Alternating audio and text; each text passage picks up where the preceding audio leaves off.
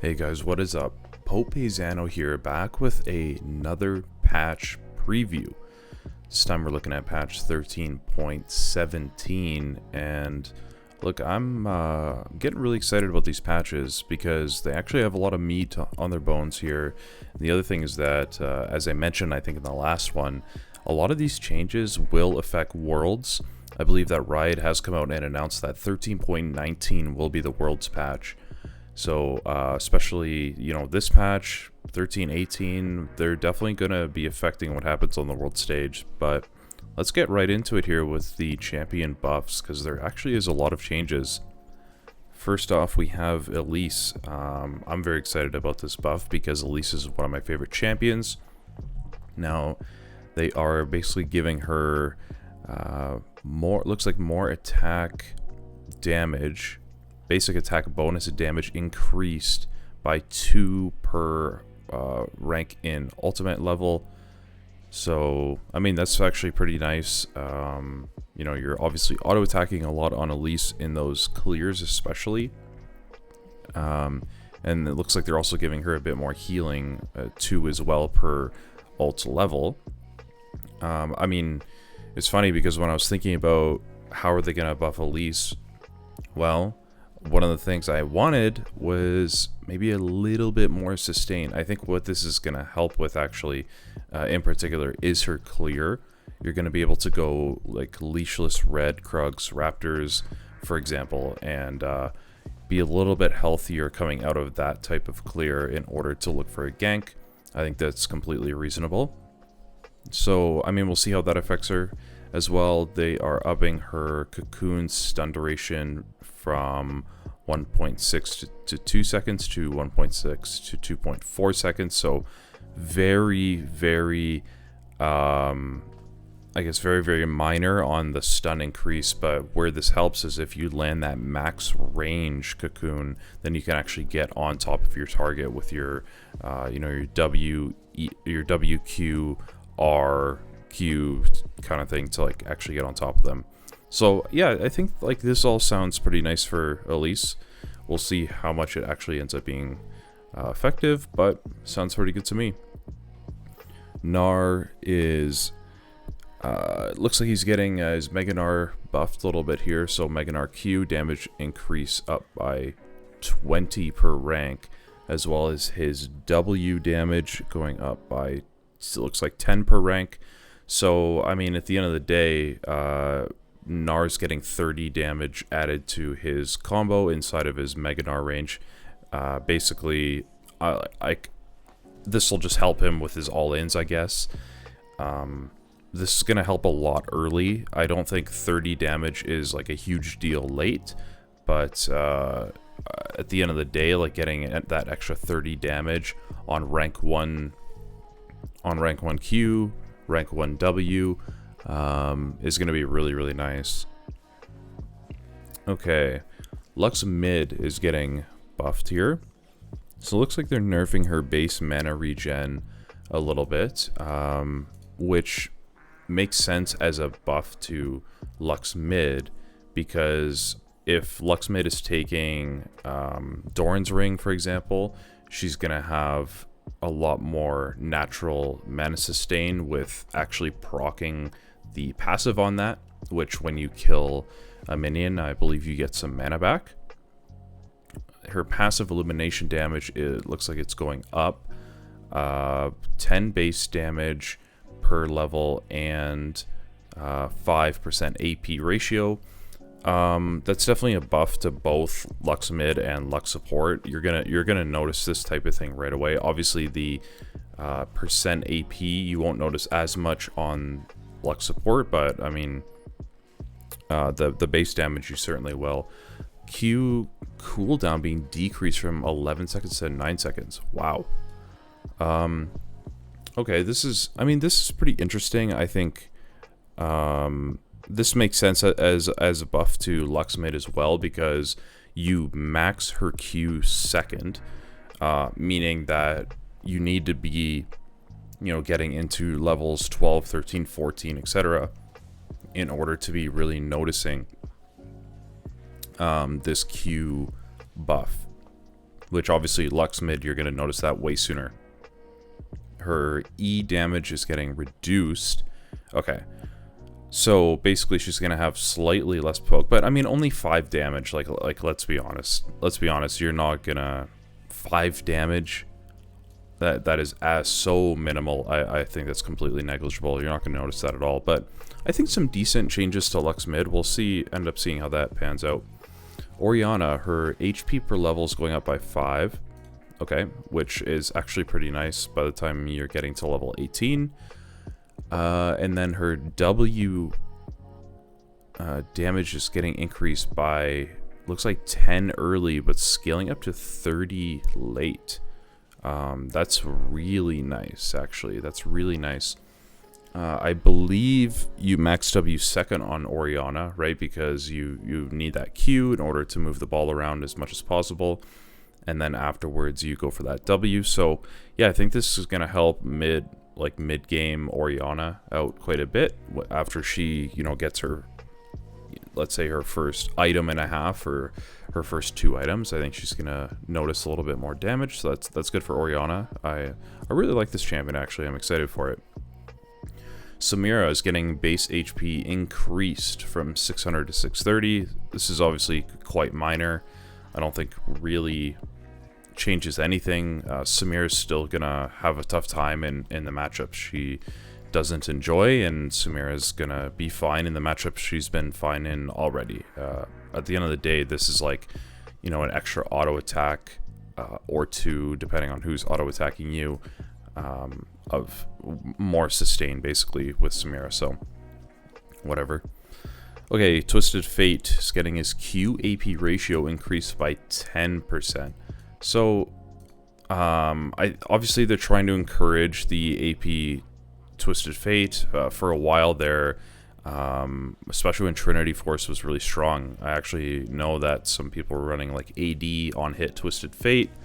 You could actually do that probably with Rageblade as well, but you go the goodness, what's it called? I'm blanking right now. It's early in the morning.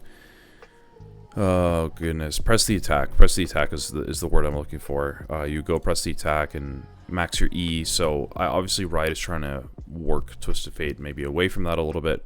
Like they've been giving Twisted Fate a lot of buffs recently. I really enjoy this champion actually when I do play mid. I think he's fantastic. So this is exciting. I mean, this helps TF with that wave clear, right? In pretty much all stages of the game. 10% on his Q is just really, really healthy, really nice for him. Okay. Tryndamere, attack range increase from 125 to 1... you guys might actually be looking at 175, depending on what graphic I decide to put up on the screen. But it has recently, as in I think within the last few minutes, really been changed from 175 to 125 to 175 to now 125 to 150. So if you're looking at 175, don't freak out. It's not as crazy as it looks, but I still think this is really nice for Tryndamere. One thing about like these raw auto attack based champions getting their auto attack range changed is that you're effectively increasing the range at which they can put out their maximum damage, right? Tryndamere Q wants to be auto attacking you. If he's auto attacking you, he's getting his E up sooner. I think overall this is really nice. This is going to help Tryndamere in a lot of matchups top, right? I'm not sure that it'll help much in low elo. I think that in higher elo, this is going to be really, really good for Tryndamere because he's going to be able to auto space people a little bit easier. You're going to be playing those games a little bit more in the top lane. So, yeah, we'll see. Definitely nice for Trina. Alright, Vex. I despise this champion. Alright, her Q damage is getting increased from 60 to 240 to 70 to 250, so just 10 damage on Q. Again, I think I'm shocked that I don't see more Vex being played in low elo. I think she can be the bane of low elo players' existence. As well, whenever you buff a champion's Q ability, it affects, sorry, not their Q ability, their kind of bread and butter ability, which Vex's Q very much is. You know, you affect everything they do, from their trading to their wave clear to their last hitting to, you know, getting priority in lane to helping with objectives. This is just going to help Vex overall, so I think that's really nice for her. Her W, which is kind of the shield that explodes off of her, is the cooldown is also getting reduced by 4 seconds early, scaling down to just being the same, so 20 to 12 from 16 to 12. This is really nice change for Vex because she's just going to have that ability up way more often. Obviously, you max that Q first, right? So you're going to feel this W cooldown change immediately. Then on her R, just some quality of life with being able to ping it. Alright.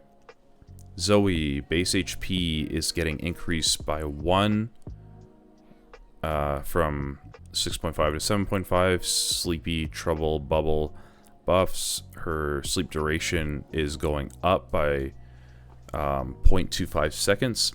And then her magic resist reduction is just getting buffed quite a lot early, from 20 to 30 to 30% flat.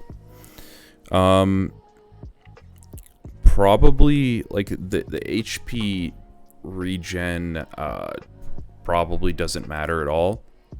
The sleep duration is kind of nice, actually. It just gives Zoe a little bit more time to set up her Q if she needs to. And then the magic resist reduction is really insane because, again, you're maxing that Q first, so you're gonna feel this MR shred much earlier into the game. So overall, that's some really nice changes for Zoe. I actually think a lot of these buffs are pretty solid. Like, we might see some of these champions come out of the woodwork again. All right, let's get into the champion nerfs. Okay, so yeah, for the nerfs, Kayn is getting his bonus AD ratio reduced on his W from 130 to 110. I know at first this was just going from 130 to 100%, which is a massive, I mean, 30% is crazy. I think even 20%, this is quite a big nerf. This is going to hit Assassin Kayn. Obviously, like, building all that lethality and whatnot, his W is not going to quite do as much burst damage as it was, which, to be fair, I think was pretty insane in Shadow Kayn. I think in general this is gonna hit low elo Kayn, right? Because generally speaking, they're looking to just fly out of the wall, go straight to the backline, one-shot carries when people aren't really paying attention. I think it's going to be a lot harder for Kayn to just completely 100 to 0 you, especially if you're paying attention. Kha'Zix is getting his bonus AD ratio reduced from 115% to 110. Yeah, I mean, like, anytime you buff or nerf a champion's bread and butter spell, they're gonna feel it. So at the end of the day, like, Kha'Zix will feel this 5% change, especially with isolated targets, right? With his skirmishing, his clearing, wave clear, anything like that, Kha'Zix will feel this. But is it gonna matter? I really don't think so. I think Kha'Zix is still gonna be in a really good spot, so not a huge deal there. Kindred, Mounting Dread. So her E is, the slow's getting reduced by 20%, and her target's missing HP ratio is going from 8% to 5%. Yeah, I think this is, so as far as I understand how this change will play out, and I think this is more of a high-elo skewed nerf because Kindred just isn't really played that often in low elo, and when she is, I don't think she's that effective. However, regardless of high elo or low elo, the Kindreds now, they're not going to be able to burst you as hard, right? So there are oftentimes like auto E, Q, and then autoing you in order to get that that proc, right? Obviously dropping their W at the same time as well. They get that proc off. It's a big burst of damage, especially a Fed Kindred. Kindred is going to, like, you know, is really going to pump out some huge damage with this, and that's where you see those crazy executes.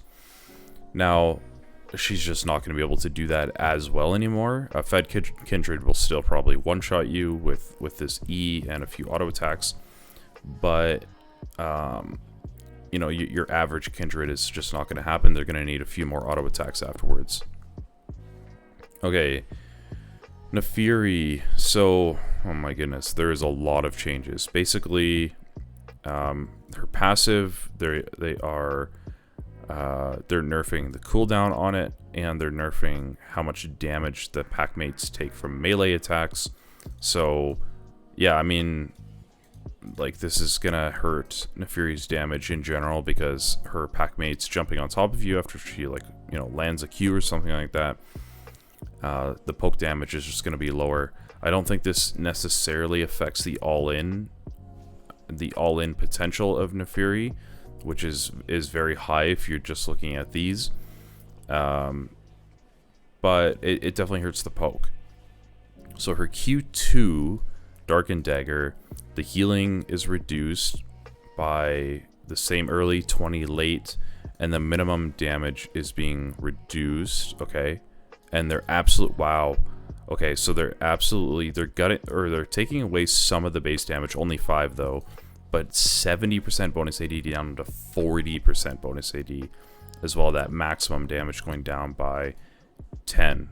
That's huge, and this is, I mean, this hurts both Nefiri's poke and Nefiri's all-in. I think that's a huge nerf. You won't feel it as much early, but as Nefiri starts building lethality items, she's going to be doing considerably less damage on her Q2. Her E dash bonus AD ratio is just going down, and her flurry, which, okay, right, because there's like two. There's the dash portion, which deals damage, and then there's the actual kind of crash down damage that deals bonus AD damage as well. And so just 10% bonus AD ratio nerfs on both of those. Yeah, I think this is finally where Nefiri needed to be brought to. She was far too strong. It's way too strong, or, you know, way too high of burst damage for how easily she can get on top of you with just literally a point and click, right? Okay, Xerath. Xerath's support's getting nerfed. Base mana regen's getting nerfed, which same thing as Lux, obviously. You know, the Doran's Ring is kind of the big factor there. The passive cooldown reduction per unit killed is also going up by half a second, which is actually a really solid buff for Xerath mid. You know, Xerath support is just not going to utilize this whatsoever. W mana cost is getting increased by 10 as well. So just shifting some mana in Xerath in order to promote him being played mid makes sense to me. Okay, let's get to the champion adjustments. So Aatrox is getting some interesting changes. His passive and his W damage are being changed from physical to magic. Really, the place where this matters, I guess, is that he gets to bypass armor stacking, which probably shouldn't be overlooked, right? It's actually a relatively decent change, and, you know, we'll see what happens with that. I guess champions building something like Jack Show, where they get a bit of both MR and armor, might not matter so much against, but if you're just armor stacking against Aatrox, he's gonna bypass that a little bit. Akshan getting a bit more HP per level, a bit more armor per level, but a bit less AD per level. Okay, I mean, I don't think that matters at all. Akshan is still gonna do Akshan things. Blitzcrank, so I know they're promoting Blitzcrank support and just removing his ability to jungle. So base HP is going up a little bit. Base magic resist is going up. Base attack speed is being reduced. Attack speed ratio reduced. Mana barrier max mana ratio is going from 15 to 45% based on level to 30 flat. So they're just kind of meeting you in the middle there. It's going to help. That's actually really nice for early game Blitzcrank in the bot lane. Overdrive adjustments. Base mana cost is going down. Attack speed reduced. On hit removed. I think this is actually a pretty... Okay, so I was going to say this is a pretty decent nerf to support Blitzcrank, but the thing is, going from 30 to 82% from now 30 to 70%, I don't think Blitz support is not going to notice that whatsoever. You max W last on Blitz support, so genuinely will not matter. His E mana cost is getting reduced. That's really nice for Blitz support, and the AD ratio is getting increased. So okay, I mean, actually some, but the bonus monster and minion damage is getting removed. I think that's actually really nice for Blitz support. You know, one of the things early on Blitz support is that your Q costs so much mana that you couldn't really spam any abilities, and just, you know, having a lot less mana cost on his E, that matters. Alright, and then his R passive on hit damage now has a plus 2% maximum mana ratio. Okay, so for building mana on Blitzcrank, you're going to deal more damage. So overall, the fine changes, they're just whatever. I don't think they're like massive, but you know, they're just whatever. Alright, Hecarim, base mana increase, mana per level reduce, mana regen increase, mana regen per level increase. His Q mana cost is getting reduced. That's really nice. That's really nice for Hecarim, especially because that is what you max first. And his W mana cost is getting reduced as well, but the healing is getting reduced by quite a bit, actually. 2% per. So I mean, by quite a bit later, I would say, after Hecarim gets you know, a few items of which he has a bunch of AD. I think the biggest thing here is just his rampage mana cost being reduced from 30 to 28 to 20. Really, I guess the question that I'm asking, and I don't know the answer, but if you know, I'll tell you where my thought process is. The question on Hecarim that people have been debating for a long time: does Hecarim need tier, right? If the answer is yes, then this change doesn't matter. But if the answer now has become no or probably no, then I think this is a huge change for Hecarim and can really, you know, kind of frees him from having to pay, you know, a few hundred gold tax to buy a tier early. Okay, Quinn, HP per level is going up. Her Q, what? Her Q damage reduced from 20 to 1. So they're nerfing her Q and they're nerfing her E. What Rioter played against Quinn recently and got stomped? Like, I can't tell you guys the last time I saw Quinn in one of my games. So that's just downright weird. Okay, moving on. Vi. Her passive shield is just getting a bit more max HP ratio, which is pretty nice. And the cooldown reduction from her W is getting increased. Okay, that's pretty nice too. E recharge cooldown reduced by 2 seconds. That's very nice. And the cease and desist damage reduced. Okay, so that they're nerfing the R, but they're kind of buffing. So yeah, this is definitely just a shift in power. I think Vi's very much an ult bot right now, where, you know, you just want to walk into range and just press R on a carry and GG. The passive shield buffs, I think, obviously they promote building a bit tankier on Vi, but the thing is, like, where this probably matters the most, if you take into consideration the passive, plus the W giving more of a cooldown reduction, plus the E recharge coming up sooner, I think she's going to clear the jungle a lot nicer, actually. That's where I personally see this coming about, and, you know, Vi being able to cycle camps really easily, staying healthy is like, that's exactly what that champion wants.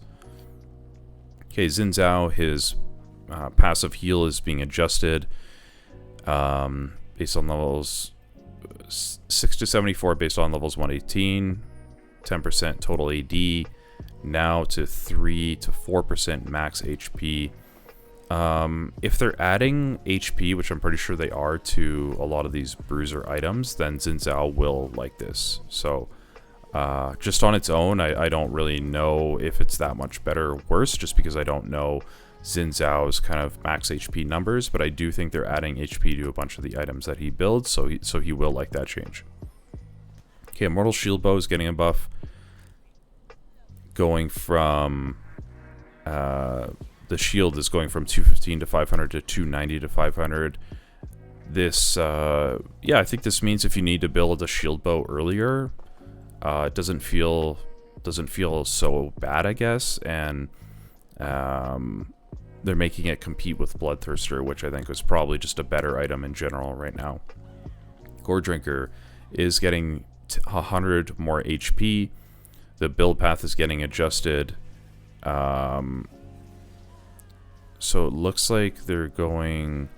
You're building a Phage now instead of a Caulfield's, which I actually think feels worse to build than Caulfield's does, because I don't know, I'm not really a big fan of just buying a ruby crystal, but I guess at the end of the day, is it really gonna matter? Probably not.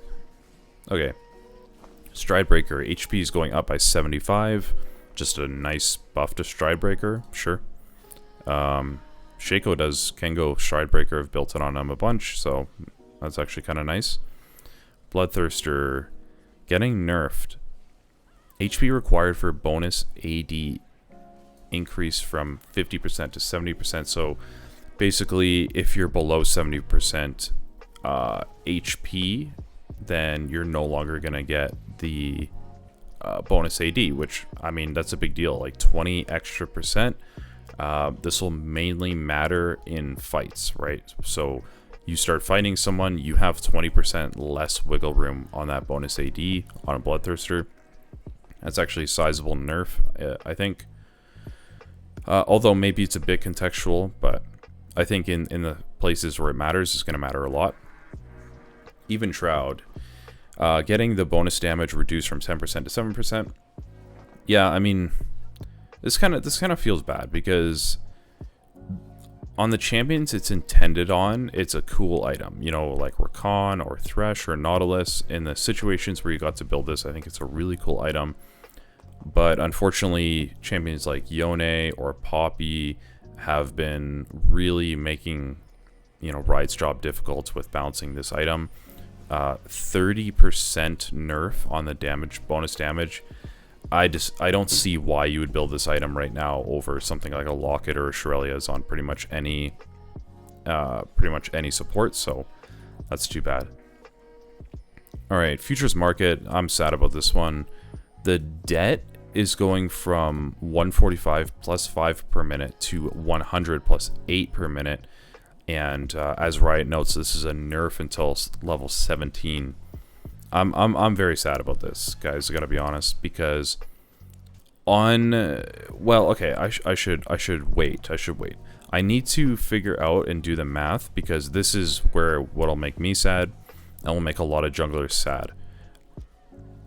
You used to be able to full clear your jungle, basically, and then insta base and have a Dirk, which is very strong, right?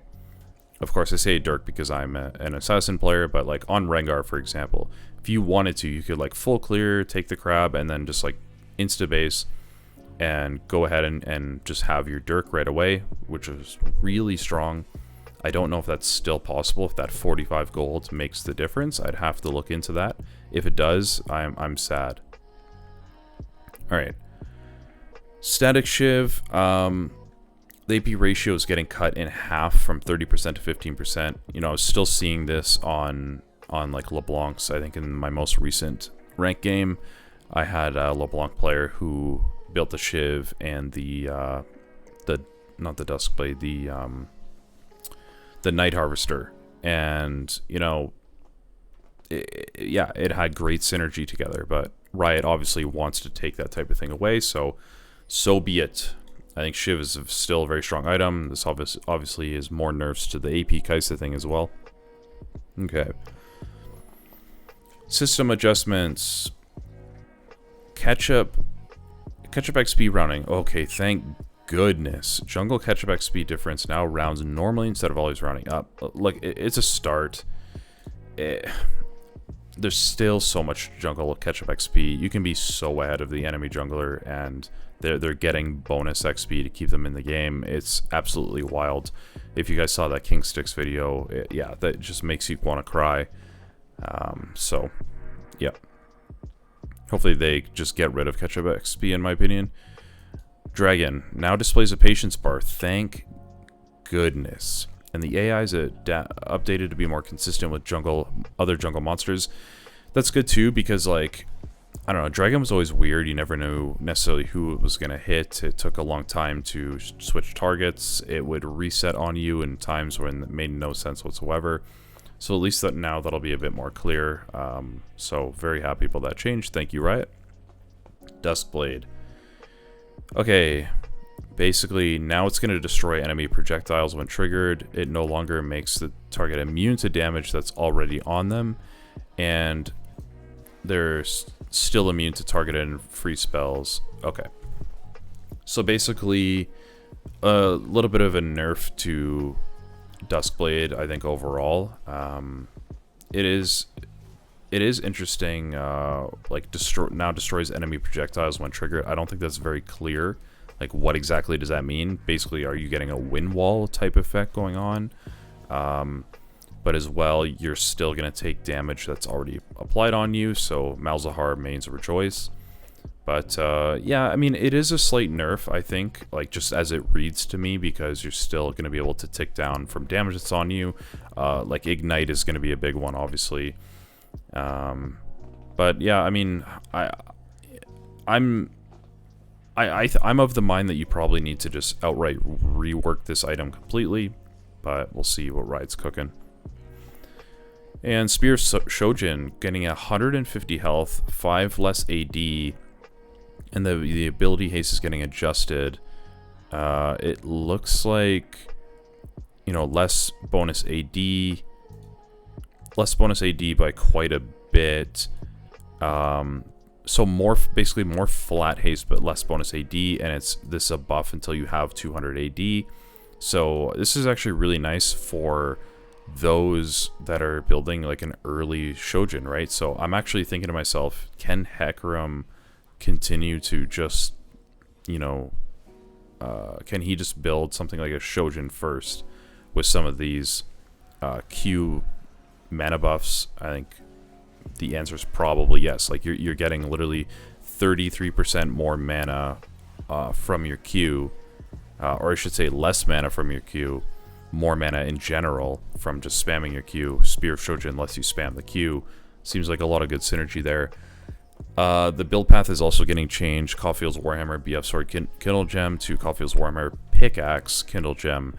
I think this feels really nice as well. Like, yes, the 525 combined cost is quite high, but the thing is, you know, needing that 1300 gold to get a BF sword, that's a lot. Whereas now just needing the 875 for the pickaxe. Pickaxe actually feels great to buy in a lot of cases. So I think some really nice changes to Spear Shojin. So guys, we'll see what all make it into the patch, but this has been 13.17. I think Riot is, I think it's an okay patch. There's a few changes that, you know, don't make that much sense to me, but you can see how Riot's trying to clamp down on the meta and really hone things in here before Worlds. So let me know in the comments if there are these changes you guys like, if you hate them, if you have an opinion. I would love to see that. And hey, if you've been enjoying the content so far, guys, leave a like, leave a sub. Would much appreciate it. Pope out.